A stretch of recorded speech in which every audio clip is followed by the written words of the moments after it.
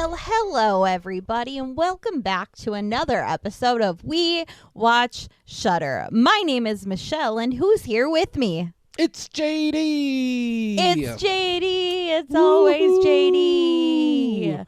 If this is your first time... Oh yeah, I was just jumping right in there, all hyped up on energy drinks and cheeseburger soup. I am currently drinking a sugar-free Red Bull at 9:30 at night, so I get that. I'm drinking a sugar-free Venom. Yeah. Yeah, I'm right there with you. we're Energy adults. drinks in the PM. Mm-hmm. No wonder we have anxiety and sleep issues. Who would have thought? Oh, yeah, taking a energy drink shot to start our podcast off. Yeah. Boom. Now I feel like raging. Okay. Also, anyway. if you're not familiar with cheeseburger soup, it's real simple. It's basically just kind of like a thick, creamy beer cheese soup, and then you put ground beef in it. It's cheeseburger soup. It's delicious. Yeah, and then you have a bread roll to dip it in because then you basically completed the cheeseburger ensemble. So good. So anyway, good. so this is our new food podcast. It's called We Eat Shudder. We Eat Soup. Okay, well, anyway, hello. If this is your first time tuning in, welcome. Yes, we are this weird all the time. I'm so sorry to everybody who gets you probably subjected thought to it's it. like, man, these are going to be some reasonably well-spoken and educated and intellectual and academic people doing some thoughtful, precise analysis of some art. No, that's not what this is. This is a couple of people with way too much free time on their hands and a little bit too much ego talking about our opinions on horror movies. Yeah, and what's our horror movie that we're going to have an opinion on today, JD? Today, it's the newest release from the good folks at Shudder, because that's what we talk about here. It's a Shudder exclusive called Slashback. Slashback. It's actually slashback. Like there's a slash in the name after the word slash. There's a symbol slash. So it's slashback. But is the slash that they used in the title, is that a forward slash or a backslash? I think it's a forward. Oh, is it a back? No, it's a forward slash. It's definitely a forward slash. Yeah. So technically the name is /forward/back. Yeah, well, technically the name is slashback because nobody actually, you're not supposed to actually say the punctuation out loud, but anyway, so I prefer /forward/back. I feel like that's a hokey pokey move that's involved. Back. Yeah, So, I'm shake your whole body. I got it. Yeah, it's like that that Netflix thing where it's like Dahmer - monster : the Jeffrey Dahmer story. That's a way better name. Everybody should have pronounced it that way. Oh, I okay. agree. So anyway, Slashback is the movie we're talking about today, guys. Because that's what we do. We talk about new release Shudder originals and exclusives. This one I was really excited to sit down and take a look at, if for no other reason than the promotional image for this movie has some young ladies with some wild-looking weapons, and then there's like a dude and a bear with some tentacles. And look, anytime there's tentacles, and this is obviously there's a little bit of a purple movie going on here if you look at that image, I was like, all right, let's see what this is all about. How were you excited about Slashback going in, Michelle? How much did you know about Slashback? This was one of the rare occasions where I had heard about a Shudder exclusive before I heard that we would be able to cover it on the podcast. So I was also excited, but I have been excited about things in the past and then been disappointed. Should we find out if we were disappointed? Should we get into it? Should we read the description? We should absolutely do that. I will do that for these good people. This is the description of this film taken directly from the Shudder website. /forward/back. Directed, also co-written by Nyla Inuksuk. In a small village just 31 miles south of the Arctic Circle, a group of teenage girls must fight off an alien invasion using only makeshift weapons and their horror movie knowledge. A Shudder exclusive. Michelle! Yeah. Hit us with your spoiler-free thoughts about /forward/back. Well, I will definitely hit you with my thoughts pretty hard, so brace yourself. Okay, so this movie is half horror movie, half teenage girl drama, and you have to like both of those genres to really appreciate this movie for what it is. I happen to be one of those people. I found it very charming. I laughed a lot. I thought that this was one of the rare occasions in a horror movie where this is a well-rounded one that the entire family can enjoy. I really like this movie. I'm excited to see what else Nyla Inukshuk puts out in the future because this is her first feature. I'm going with a 4. Michelle goes 4 skulls on //back. So like I mentioned there, I was definitely excited about this one. Look, in the end of the day, you put tentacles on your movie poster. I'm curious right away, right? I don't know what that says about me in any way at all, except that I like tentacles. But no, I don't disagree with you. This is.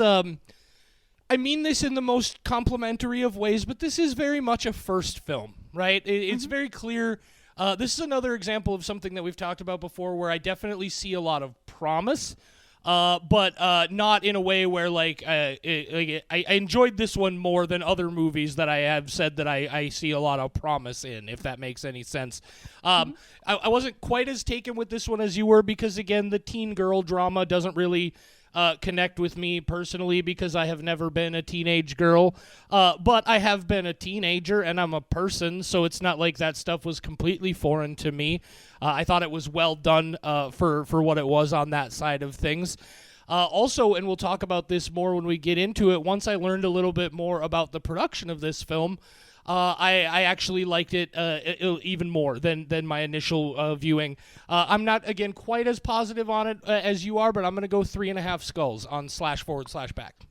3.5 skulls from my co-host JD. So 3.5 from you, 4 from me brings us to 3.75 skulls out of 5. I have a lot of comments for the spoiler section, Awesome. but I just wanted to keep it as generic as possible. If this is something that slightly interests you, if you are into aliens and people being a badass and fighting aliens, then go check this one out. It's really cool. Yeah, definitely I recommend spend it. some time with this one. This one has a lot of what I guess you could call indie spirit in this movie. It definitely its ambition and its drive definitely outpaces its execution, but its execution it holds its own for sure. Yes. Okay, so if you don't want this to get spoiled, we're about to get into spoiler territory. So you're going to want to pause, but before you do that, listen to the next set of instructions. There are more. Once you pause and you watch the movie, step 3 is come back. We'll miss you. We'll be waiting here, and you'll want to hear our thoughts, won't you? Please I mean, make if sure you you tuned come in back. and you made it 8 minutes in, you're probably curious about what else we Please have to come say. back. Please come back. We're so lonely. We We're want to so talk about lonely. the purple movie. Okay, anyway, so if you want to pause, go ahead and do that now. Woohoo! Ciao. Okay. All right. Do you want to start off? Should I start off? I got a lot of thoughts. No, I want to go ahead and let you talk about this one, and then I will chime in as we go. Okay, awesome. So Tell us about //back. Yes. So I was immediately taken with it. I thought that the cinematography was so pretty, all these sweeping landscape shots. And my first impressions of it were, this is very pretty. Let's see how it goes, because I like to go into things with minimal information, but I knew that this was a first feature from this director. So I was making a lot of notes, and I kept going back and forth about whether or not I liked it, because the CGI, not great. I laughed at some of the animal attacks because they're like uncanny valley. So I was like, oh no, I hope this isn't the rest of the movie. But then about, I'd say like a third of the way in is when they actually introduce like what this creature looks like when they take over a human. And I loved it. That's what solidified my love of this movie, because I would prefer to see something new done okay than something I've seen before done really well. This was new. This was obviously for a lot of reasons with this group of people that we don't really see films about or from in the Arctic Circle. you know, there were so many new things as far as like representation is concerned. And then they gave me a new creature type, even though it was an alien. Like the way those humans look is fucked up and I love it. Oh, yeah. And then I'm going to have to look into, I wrote it down, but I think it was Inuit was the monster, or they were talking about monsters from Inuit culture that I really want to look into more because it sounded like it kind of was similar to the alien that shows up later. So I will be digging a lot more into this lore because while they were describing that before they actually knew anything was, you know, going on, I was fascinated. I was like, yes, more monsters. Tell me more. I love it. Yeah, and I did enjoy. I think I enjoyed the animal effects maybe a little bit more than you did. Apparently, like they definitely look silly, right? Like there's a but there is a charm to them. I can't explain it. You just kind of have to see it and feel it. Like it's you will obviously recognize immediately that these are animated special effects animal monsters, but the way they kind of never move completely right, and like the bear's foot is like folding out underneath its leg, and then that other leg is like winged out to the side all weird. Something about that worked for me. Like I recognized the entire time that it was animation, but I was able to get lost in the idea of it. And then when it gets into the people. Oh no.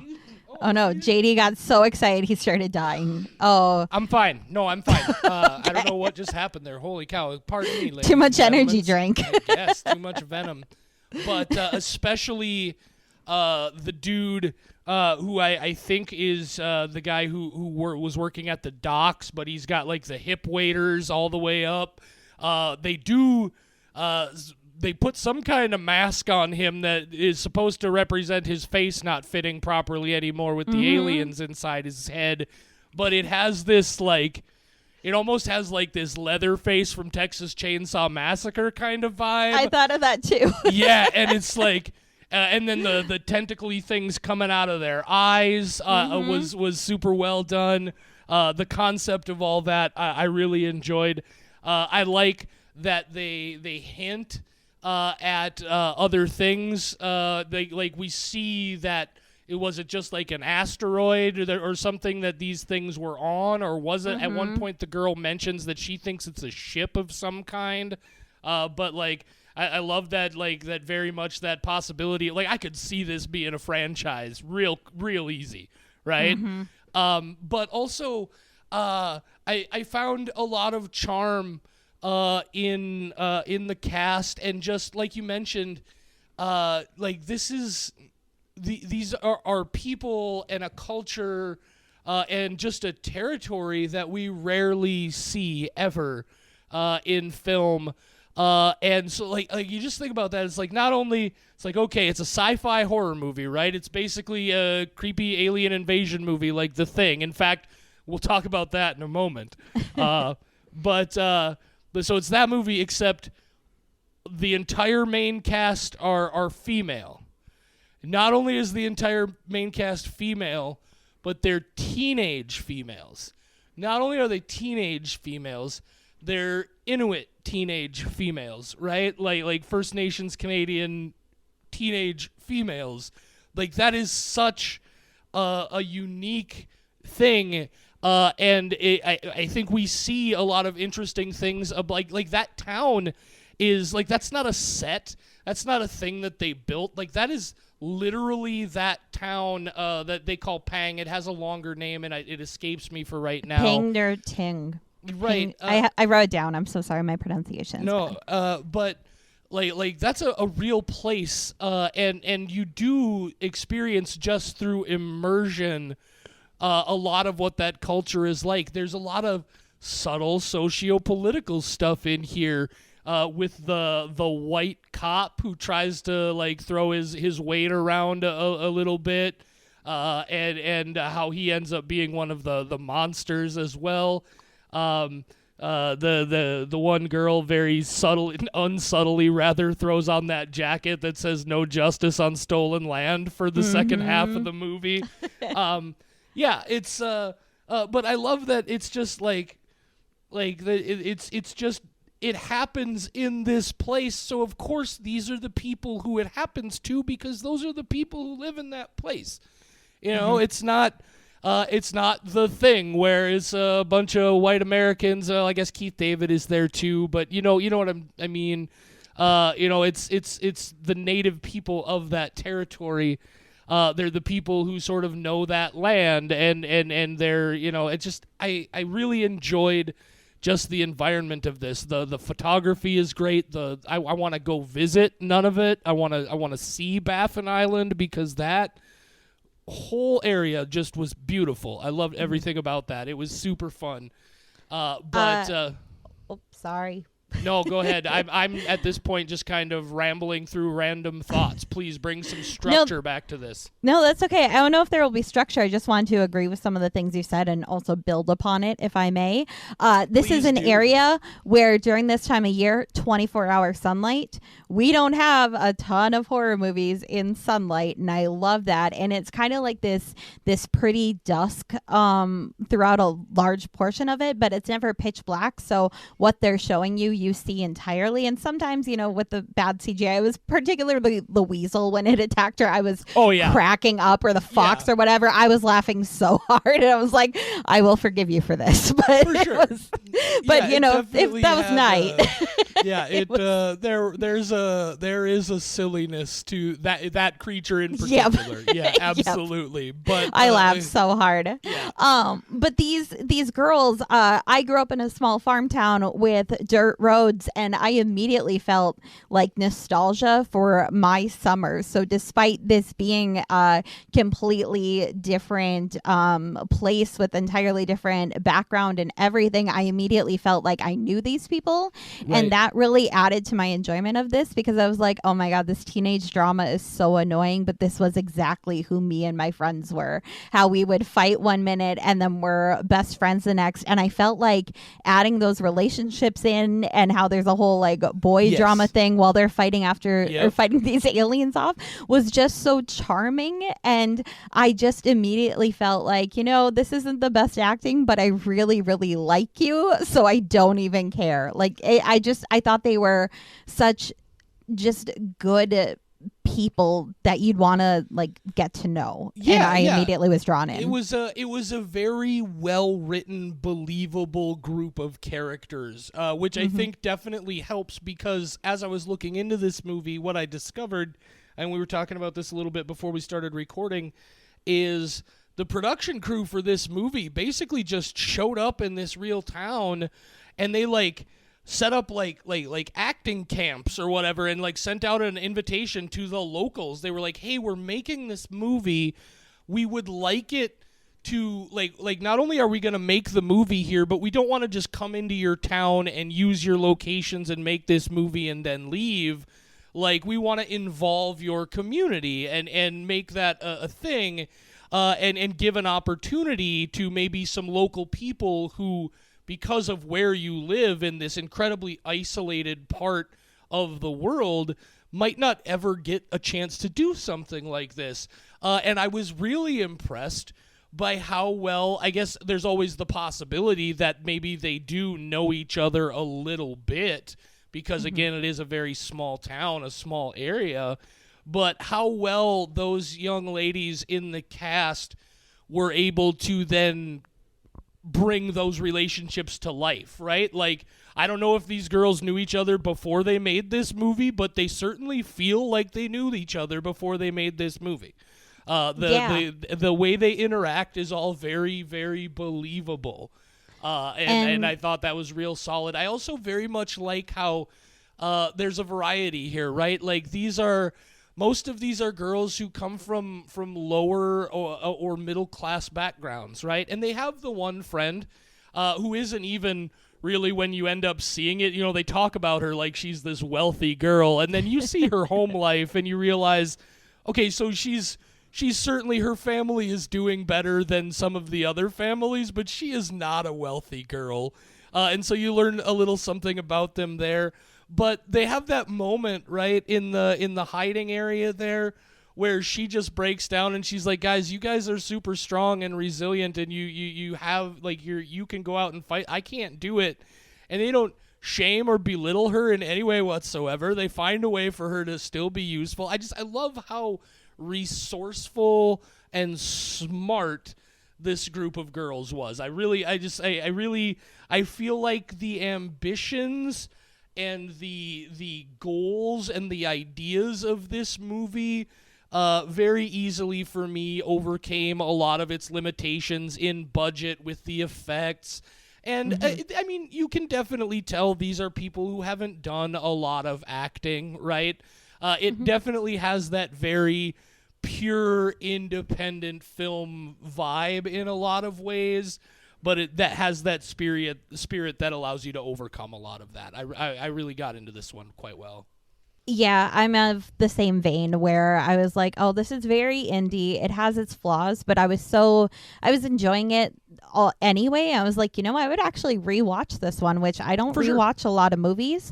I usually move on and I'm good unless it's something that like I really, really love. So I was like, I would rewatch this. I would recommend this to people. I guess I like it a lot more than I thought I did. And it's funny to hear that that's how the casting process went, because watching this, I thought that it was this group of girls getting together with some people they knew and saying, let's make a movie. It felt like they know each other and they are the creators of this movie. And that's why the dialogue's not great, because it's them just talking to their friend, but trying to add this urgency, like trying to remove it. So hearing that they had like little or no acting experience and probably didn't have close relationships before this, or at least not with the filmmakers, was so surprising to me, because I'm like, you could have fooled me. These people, it felt like everyone knew each other and that this was just a little bit harder to add that extra like layer of acting. But some of it was just like watching them hang out is what it felt like, where they're like, okay, you guys just talk about how you like this guy over here and fight over him, and they're like, okay, we got it. Yeah, and, I love it. Yeah, and so again, ultimately, like, the movie has its limits for sure, but there are also some moments where they, in spite of incredibly limited effects, there's one shot I want to talk about in particular that I thought was perfectly executed for a movie like this, especially with its budgetary constraints, and that's that early shot.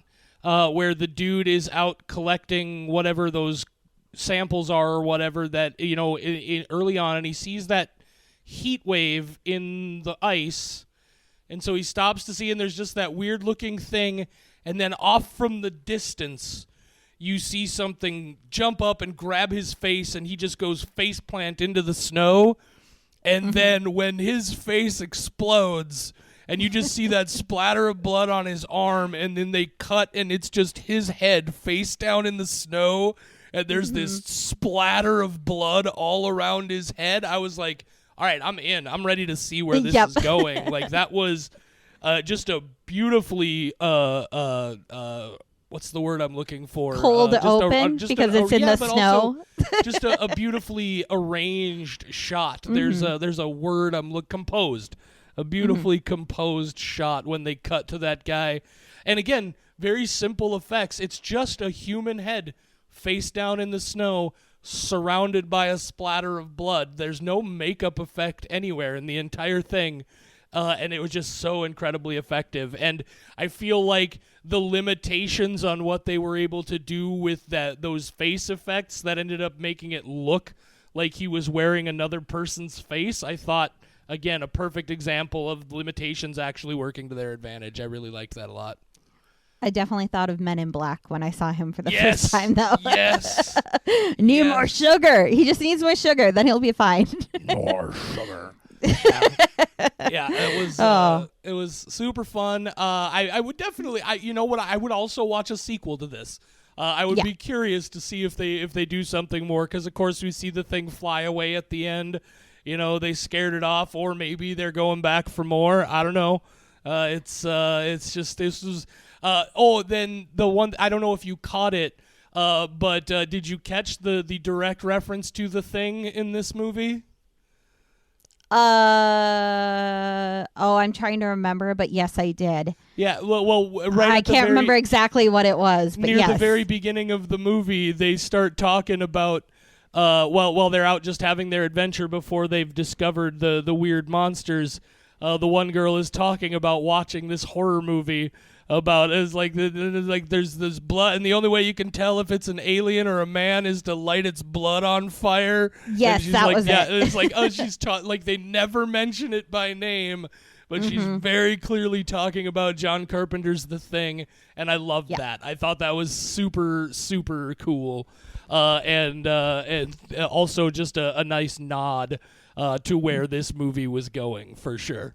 Yeah, I hope that they do make a sequel and that it is called Backslash with a backslash in between, so that the first one is // and that one will be // Okay, yeah. So // back and // Yeah, okay, yeah. I could // would be. I could get behind that for sure. Nyla, if you're listening, we would like a writer's credit, please. // Oh, also, because I did just happen to switch windows here and get a glimpse of that promo image, I don't know what the fuck that giant hatchet or weapon the one girl is using in the end, like the third act of this movie.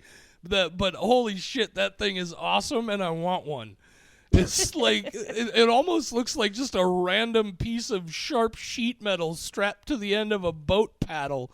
But oh my God, that thing was sick.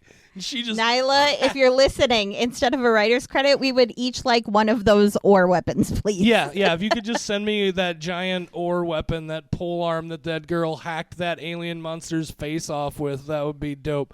I also, I really enjoyed that particular one of the core group of girls. The one who what's her name? Uki, the fast talker who talks the little girl out of her money at the beginning, and then she's like, at the end, she like takes the she's like, oh, I'll totally be the person who takes the credit so you don't have to get harassed by the reporters all the time. I really enjoyed that character a lot. Yeah, I have nothing more to really say except that IU was adorable. That was a little girl who had her money taken, and I wrote down IU so cute. yeah, this was a fun movie. Yeah. I definitely encourage you to go check it out. Just of course, keep in mind the indie spirit with which you're going in, but I don't think. I think you will have the same experience we did, which is you will be charmed by it and be totally able to overlook its limitations. Yeah, the pros really outweigh the cons on this one, and I got past them. You can too. Looking forward to seeing more from Nyla Inuksuk in the future. So that's // back, guys. Thanks for tuning in for another episode. Michelle, what's the next one? The next one doesn't come out next weekend. It comes out kind of earlier because of the Thanksgivings, right? Yeah, it comes out on Tuesday, and it is Blood Relatives. Blood Relatives on Tuesday. It's a vampire movie. That's all I know, but I do have a lot of puns ready. Yeah, it's a vampire movie, and I've seen a couple of things suggesting it's a vampire movie unlike any vampire movie you've ever seen before. I've heard that talk quite a few times. Mm-hmm. We'll see how Blood Relatives holds up. Yep. In the meantime, go check out /Back, guys. This is a fun movie, absolutely. We've got also, if you go to our website, we watch shudder.godaddyscites.com. Trust me, we're getting the website name figured out.